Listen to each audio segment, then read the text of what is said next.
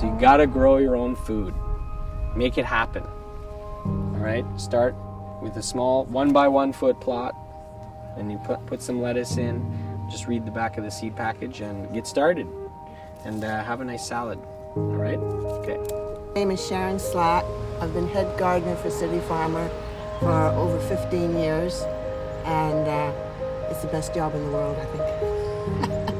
Have almost a half acre in the middle of Vancouver in Kitsilano. We've been here since 1981. We teach organic urban food gardening and all sorts of environmental landscaping that people who live in cities can take part in. The City of Vancouver Engineering funds us to teach people how to compost at home and take care of their organic waste. And part of that is turning that compost into nutrient-rich veggie and flower gardens. Well, the food we grow here, we give to people that come by. We let them nibble on it. Once we get enough crops coming up, Sharon, the head gardener, makes a basket every week and takes it to Westside Family Place, where it helps mums and kids who need the food. Well, everybody has a slightly different view of urban farming. So we came about as the backyard garden, feeding yourself, amateur, not commercial. But there is a commercial aspect now with some of the rooftop gardens and some of the people that are trying to make a living selling at farmers markets or CSAs. Hi, my name's Gabriel Pliska. I'm an urban farmer based out of Kitsilano in Vancouver, Canada, and the name of my urban farming operation is Fresh Farms Vancouver. Mainly we utilize people's yards in the neighborhood, and the homeowner gives us the property to use, and there's sort of a share in the vegetable produce.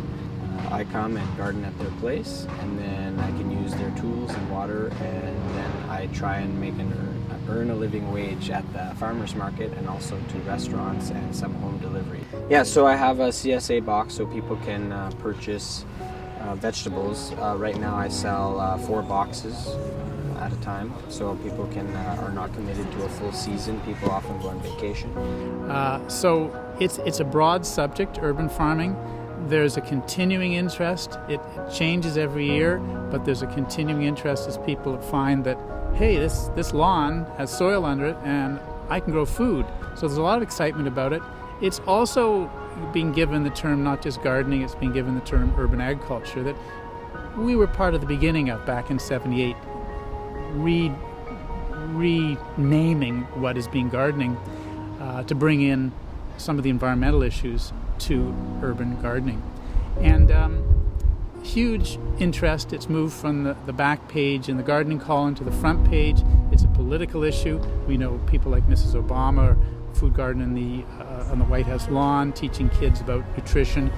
We know that the Mayor of Vancouver supports it. We know it's part of PhD theses.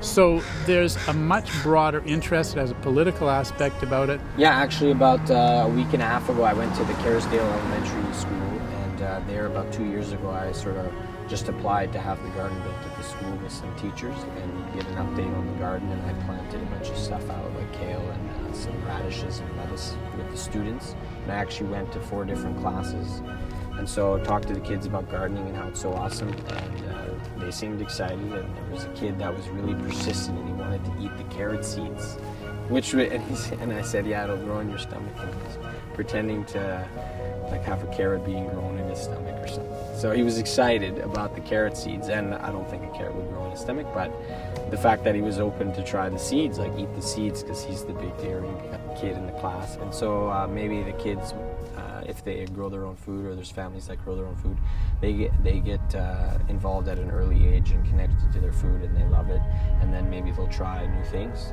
like something they've never thought that they would enjoy, but they grew it, or it's being grown at their house or in their neighborhood, and then they can expand their mind about what's good, what's tasty. So about the benefits of locally grown food, well, there's so many. It's the conversation, and people eat healthier when it's grown locally, and then there's less fossil fuels being used, definitely, because things are happening so close. And I use my eco scooter, which is just run on a battery, which is really great. But essentially we're moving into a period of the unknown, in terms of weather and climate. So it might be a lot more rain, it might be a lot more heat, dry. We don't know what's going to happen. So this garden is experimenting one part of it with different crops. That's why we grew some olive trees, bushes last year, and we got actually olives, which is an unusual plant for Vancouver. So we want to show people that they should be watching and listening and looking and being careful for their garden, thinking that maybe a change is coming to the norm, our zone, and prepare. Water conservation is always important. It may be more important now. So we're watching, we're trying to inform the public of some things they can do if our climate and how our climate, we adapt to this climate change. Well, I'm really proud of the fact that all the food uses next to zero fossil fuels in the production. Usually we try and use compost that's local here in people's compost bins. So there's all the inputs into the garden are right here in this neighborhood, so to speak. And I've gotten coffee grinds from local shops as well, which helps fertilize the soil. And so that waste that would otherwise be shipped off to some other dump is actually now here. Yeah, so but the thing is, the amount of coffee grinds that you go through is way more than I could put in this particular bed on a daily basis. So then there's an argument for, okay, why aren't more people having places to put coffee grinds, like more gardens? So if a lot of people had gardens, then all those coffee grinds could just be recycled back into the soil here. So. Well, at the garden here, we have many ways of conserving water. Of course, the rain barrel is one, but if it's no rain, it's dry. If you have tap water and you're going to water your garden, you can irrigate with drip irrigation or a soaker hose, something that uses less water rather than a sprinkler or hose. We have a green roof on our tool shed. A green roof will hold water in the soil. We use compost everywhere to hold water in the soil. We mulch with compost. We have many different techniques to teach people about conserving water in the garden or in our landscape. In industrial farming, there's a lot of standardization, and so when you're doing farming on a mass scale, maybe you're not utilizing water efficiently. So here, when things are grown locally, one thing is you save water, you save the fossil fuels. So if we grow local and just have everything close by, everything benefits the emotional aspect of relationships, and then the physical aspect. You're coming out more. It's the homeowner can come out and now have a reason to be around here for more than 5 minutes. They have lots of things to look at and enjoy, because there's a lot of care and conversation, and I'm definitely super passionate, very passionate about it, and supporting it and pushing for more people to grow food. So in this space right here, if you can look across the street, there's just green grass, so you can have double the amount of garlic with not that much effort. When the food is grown there, you can pick it and eat it very quickly, and it's higher nutrient content. But I'm sure if you pick a lettuce a week ago and it's just kind of sitting in a bag versus right out of the garden into your plate, then that plant is that much more alive and maybe more robust and more vivacious. Everything is just healthier in the plant itself, so that goes into your body ingested, and then maybe you become more invigorated and robust and vivacious yourself. Yeah, it's free food, I guess. Free food. So you can grow your own food, and then it's free. Otherwise, I'd be spending maybe that much to come out and cut the grass here. I think it has to be local. It has to be. There's a lot of crops that were introduced, for example, into Africa many years ago. They didn't grow very well there unless you used a lot of chemicals. And the people's digestive systems couldn't handle them. So there's a lot of things. You have to go with the local population, the local climate conditions. So different places require different approaches. And if we go with what works in one place, then it'll be okay. But if you start to bring in things that are foreign to a certain climate or a certain population, it won't work. The Green Revolution was a bit of a failure, especially in the rice-producing countries. They went for all this stuff. First of all, you had to use chemicals. So they had double crop in the rice paddies. They had the rice and they had the fish. Well, fish, of course, died. And if there was a crop failure, the whole crop died. Whereas now, in some of the Asian countries which produce rice, they say now, we're not going to use that type of agriculture anymore. We'll have many different varieties of rice. If one dies, we've got the others.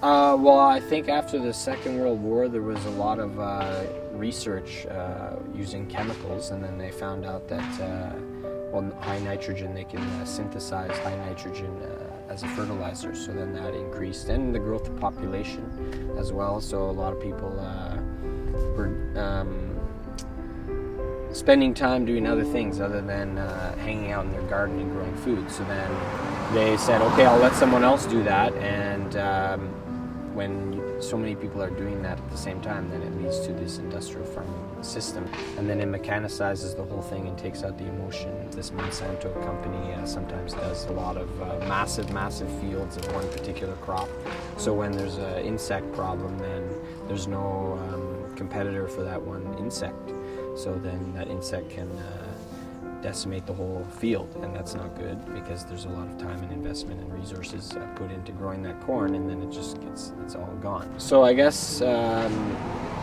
maybe there's a lot of food being, or there's a big increase in the food production, but maybe there's even more waste. So if all of us grew our own food, there'd be again that less waste because you care about the food. But if someone else is growing it, it says, okay, it's super cheap. We can just throw the extra out or the leftovers out because I didn't grow it, and I'm not passionate about it. It's just something I paid for. So maybe there's less soul in the monoculture system, mass industrial farming, than there is in the sort of urban environment. More people growing their own food and having great conversation and stories and meals. As we know, bees across North America, in fact around the world, are suffering from die-off of various kinds. And one way we can help avoid that is by producing gardens which have a great diversity of crops, because that way the bees have a diverse diet, which makes them healthier, and also attracts more bees, more pollinators, more insects of all kinds into your garden. And most insects in our garden are beneficial or bring dying. There's not very many that are bad insects in the garden. So we want to get as many in as we can. And if you have a monoculture, it's not good for their diet, not good for our garden. But in a polyculture environment, there's maybe one pest can be eaten by another pest, and then there's a balance in the ecosystem, which is healthier.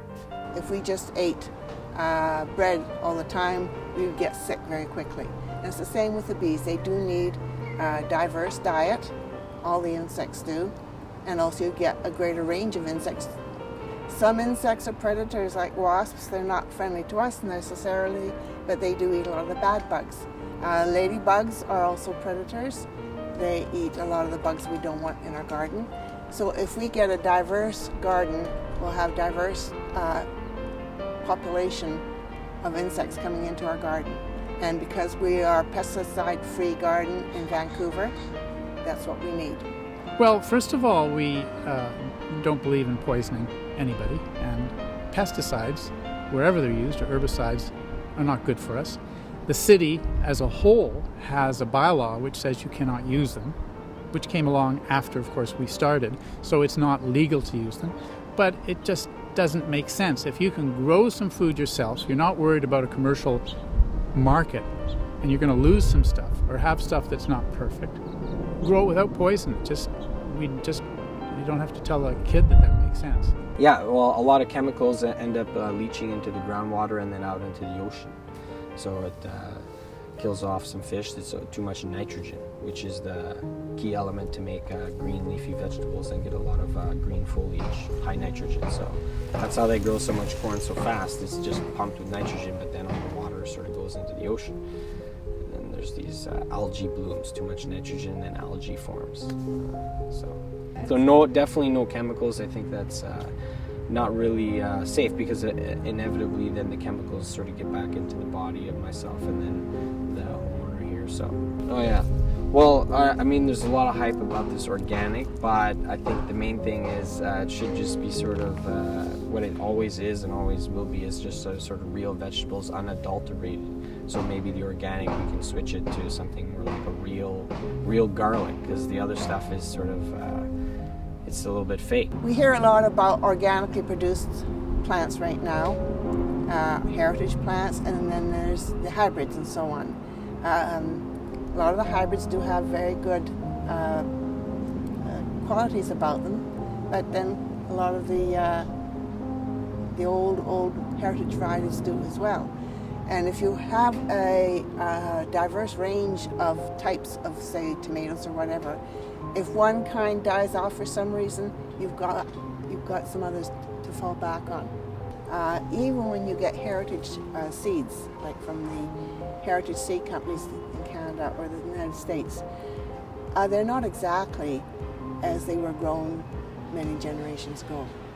They have evolved. If you have a seed bank and you put a bunch of seeds in there and keep them there, they won't change. But you have to grow them out every year in different places.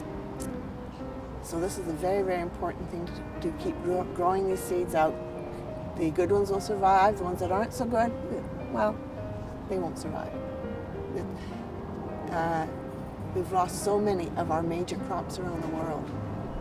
Science is great in many respects, but we have to be careful of what we do with it. Genetically modified organisms, generally they take genetic material from something that is not native to the plant they're putting it into.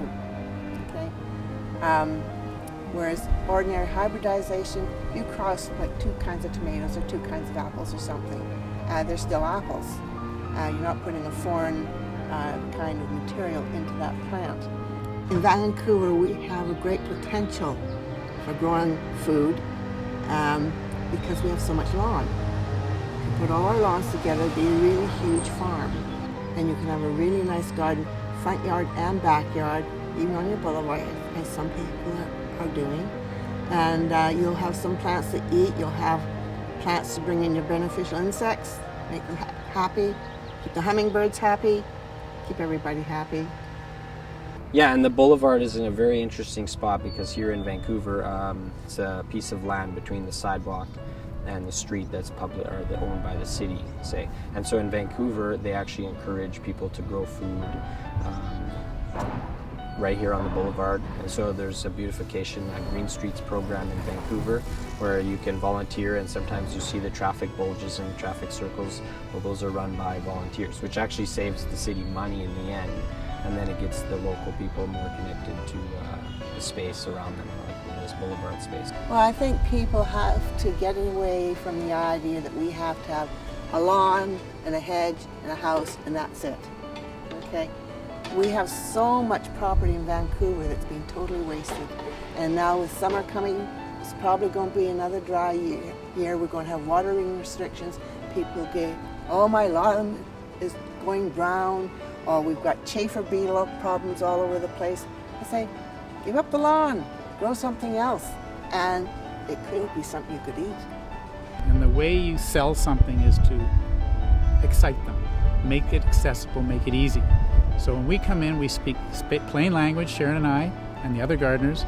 We don't confuse them. And if you go around and you give people a fresh mulberry that they've never tasted off a tree, which we have here, that's going to convince them. If I give someone a stalk of asparagus or a strawberry or some kale, it works with little kids too. If they can pick something, they'll eat something that they wouldn't eat if it's put on their plate. And the gardeners know that. And we try and do that by having a demonstration garden. From 78 to 81, we had an office. But we knew if we really wanted to show our stuff, we had to have a piece of land and show them, first of all, that organic worked, and second of all, that you could grow a lot of food. And that's why this garden came about. We were very lucky to have the city let us use this. And I think when people are more connected to their food, then maybe they live a little bit slower and they can slow down and maybe make a meal, which is really great and beneficial for a lot of reasons. You enjoy the food more and there's more respect, and you eat all the leftovers because you took the time to grow it and cook it, and so there's less food waste because there's more conversation involved, with the food, because there's obviously a more of a relationship with the seller and the buyer. So if you go to the grocery store, you don't always often the seller, which is the customer service rep, obviously sometimes doesn't care too much about what you're buying or how your health is. But if someone like a customer calls me up or texts me or gets in touch via email about joining a CSA, well, there's a lot of a conversation there between myself, the seller, and in fact the grower, to the homeowner, the CSA customer who's a buyer. And so when there's a more stronger connection between the homeowner and the food, and myself and the food, then everybody kind of benefits, and the conversation gets larger because more people join in the conversation and witness it on the street.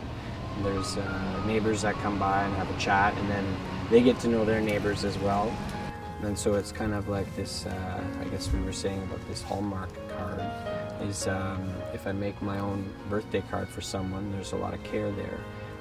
Just like kind of growing food for someone, there's a lot of care, and then on the receiving end, there is a difference between the Hallmark card and a homemade birthday card. So same thing with someone else growing your food versus you growing it yourself and then enjoying it. So there's a lot more care, and then maybe happiness and pride, and people share the conversation, and then get excited about food, and then live healthier. If you're lucky in Vancouver, you can have some land. But Vancouver is becoming more crowded, very expensive. They're filling in a lot of gardens with houses. But there are rooftops, there are balconies, there are community gardens. If you want to do it, there's a chance you can find a way to do it. You can even share a garden with a senior.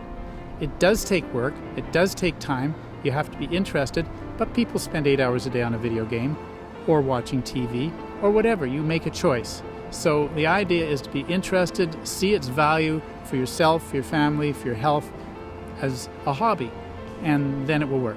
I think another thing is people have to become passionate and start caring about growing their own food. So there's a limited capacity. I mean, there's only so much I can do in one particular day myself. But if there was 10 people out there, or 30 or 50 or 1,000 people growing their own food, and then doing this production, then yes, there is a lot of land in the city. And although it's Vancouver, there's a really great temperate climate here, so and nice summers, and so it's a really nice environment to be growing almost 365 days a year. So Vancouver, we're talking about the greenest city 2020, so I don't understand. Let's aim for it, let's grow more food, let's be the greenest city by 2020. Why not? Why can't we be the greenest city by 2020? So grow your own food, Vancouver.